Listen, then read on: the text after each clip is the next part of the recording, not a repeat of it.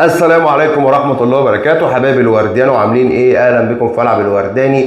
كالعادة حبايب اخوكم وباختصار ومن غير ما اطول عليكم، مبروك لجماهير نادي الزمالك العظيمة ولاعيبة نادي الزمالك الرجالة، فوز مستحق وساحق ومع الرأفة ضد فريق بروكسي بنتيجة 5-2 في بطولة كاس مصر في دور ال 32، ونادي الزمالك بيتأهل لدور ال 16. هنتكلم في كل الامور الفنية والايجابيات والسلبيات في ماتش النهارده، بس في البداية رجاء من كل اخواتي وحبايبي قبل ما نبدأ في الحلقة مع بعض نصلي على اشرف الخلق سيدنا محمد صلى الله عليه وسلم، ويا ريت ندعي لاخونا اللاعب احمد رفعت والوالدي وجميع امواتنا بالرحمه والمغفره، ربنا يرحمهم رحمه واسعه ويغفر لهم ويسكنهم في فسيح جناته. وما ننساش ندعي لاخواتنا فلسطين ربنا ينصرهم ويزيل هذا الكرب والبلاء الغاشم الضعيف، امين يا رب العالمين. وما تنسوش يا حبايبي الورديان وفضلا وليس امرا اللايك والشير وتعملوا اشتراك في القناه وتفعلوا زر الجرس عشان يوصل لكم كل جديد بننزله. احنا مكملين بفضل الله سبحانه وتعالى ثم دعمكم المستمر لينا وانتم رزقكم حبايبي الورديان. ويلا نبدا بسم الله الرحمن الرحيم. وقبل ما نتكلم في التحليل والسلبيات اللي كان بيعاني منها نادي الزمالك النهارده، السلبيات الكارثيه، هو انا لما باجي اقيم اداء فريق زي الاهلي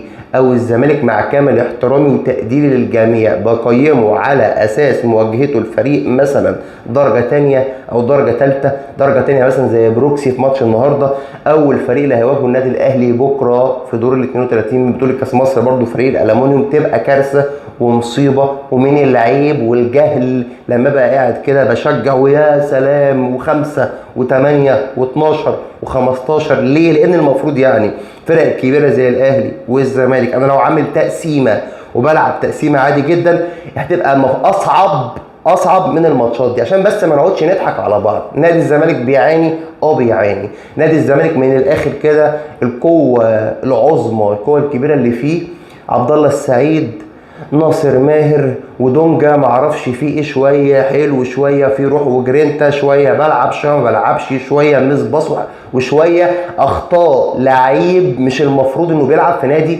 الزمالك. ده بالنسبه لنبيل عماد دونجا. وعندك برضو فتوح لسه راجع وعمر جابر، وشويه كنت بلعب باك شمال ودربكه وسمك لبن تمر هندي ومصطفى شلبي لسه ولسه دي مش هقيمها في ماتش النهارده قدام فريق زي بروكسي مع كامل احترامي وتقديري للجميع. فانت دلوقتي نادي الزمالك عباره عن عبد الله السعيد، ناصر ماهر، محمد شحاته، واحمد سيد زيزو، واحمد حمدي، ادي اللي موجودين في نادي وعمر جابر، ادي اللي موجودين في نادي الزمالك. يعني احنا في وضع سيء جدا ومحتاجين تدعيمات قويه جدا. ليه النهارده انت بتلاعب فريق زي بروكسي، نزلت لحد الدقيقه 8 انت جايب 3 اجوان.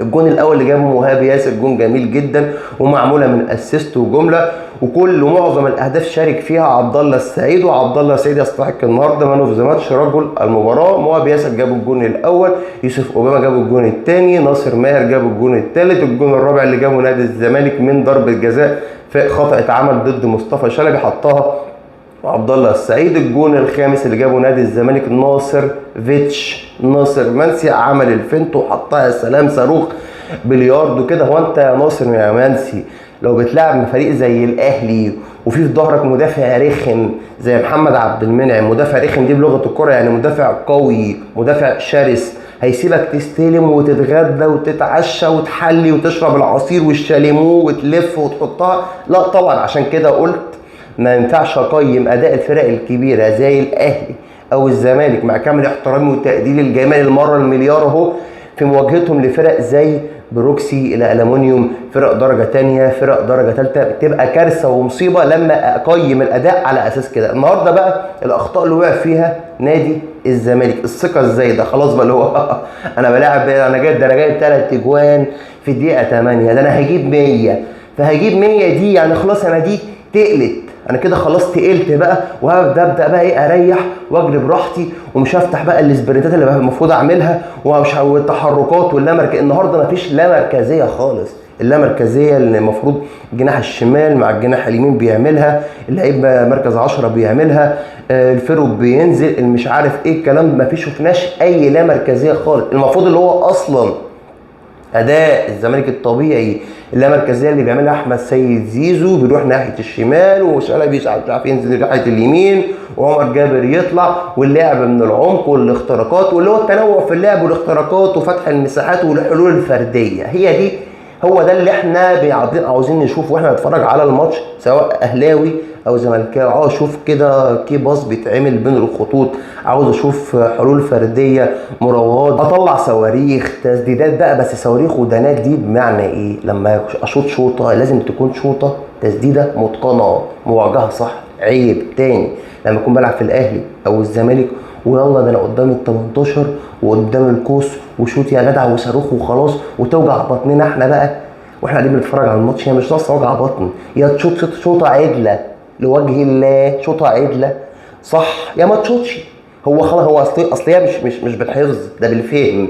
مش ان انا جيت قدام ال 18 فيلا وخلاص. ما انت ممكن تلم بدل ما يلا وخلاص، دي ممكن تلم وتفتح لنفسك زاويه تسديد وتسهل على نفسك وتسهلها علينا، ما تصعبهاش. هي مش ناقصه.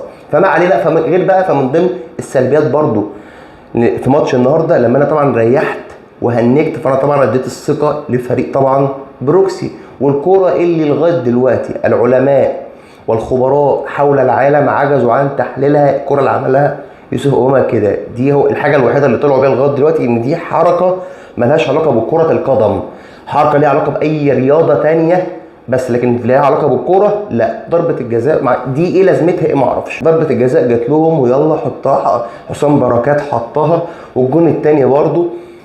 وده برضو من ضمن السلبيات، برضو الحاجات اللي بيعاني منها برضو الزمالك والاهلي، الكرات الثابته، كره بقى من فاول، كره من ركنيه، كره من رمي التماس، برضو دايما بيقعوا في الفخ ده وبيقعوا في الاخطاء دي وبيجوا فيهم الاجوان في الحته دي. وده دور مين؟ ده دور المفروض المساكين. المفروض انا يبقى عندي سرعه بديهه وفي سرعه في رد الفعل. انا عارف الكره هتتلعب، يا اما هتتلعب على القريب يا اما هتتلعب على البعيد، لازم انا اكون سابق، ولازم يكون في ضغط عالي، ولازم يكون في تمركز صح، ولازم يكون في قافل المساحه. كل الكلام ده كله المفروض بقى انا ده الف ب ت كوره، مش انا اللي هعلمه لكم. لكن برضه لغايه دلوقتي بيقع فيها لعيبه كبيره. كره اتلعبت رمي التماس لفريق بروكسي على حدود ال 18، تسديده صاروخيه خبطت في الدفاع، وبرضه الدفاع واقف بيتفرج، نازله كده من السما سلو موشن لادهم صبحي صاروخ، وهي نازله سلو موشن كده. انت كمدافع واقف بتعمل ايه؟ يعني انا مش، انت كمدافع واقف بتعمل ايه؟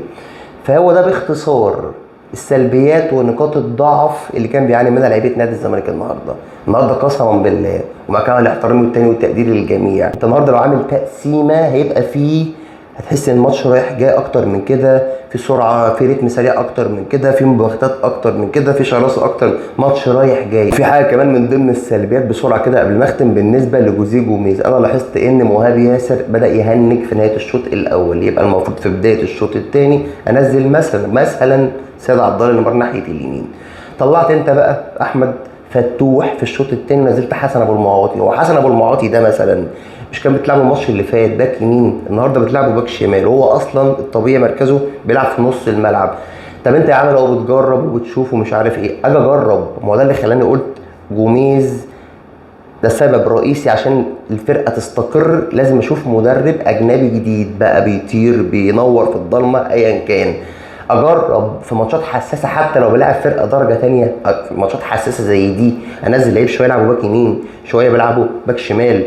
ونفس الكلام برضو سواء في الدوري، حتى لو انا عارف ان انا خلاص مش بنافس على بطوله الدوري، بس اختم وانا مثلا في المركز الثالث. فهي دي اهم السلبيات، ويا رب بقى السلبيات دي نشتغل عليها عشان احنا خلاص جبنا اخرنا، لان ده في النهايه هيصب في مصلحه نادي الزمالك. حبايبي اخواتي، لو الحلقه عجبتكم ما تنسوش تدعمونا بلايك واشتراك وتفعلوا زر الجرس عشان يوصل لكم كل جديد بننزله. ما تنسوش تقولوا لنا رايكم في كومنت. سلام.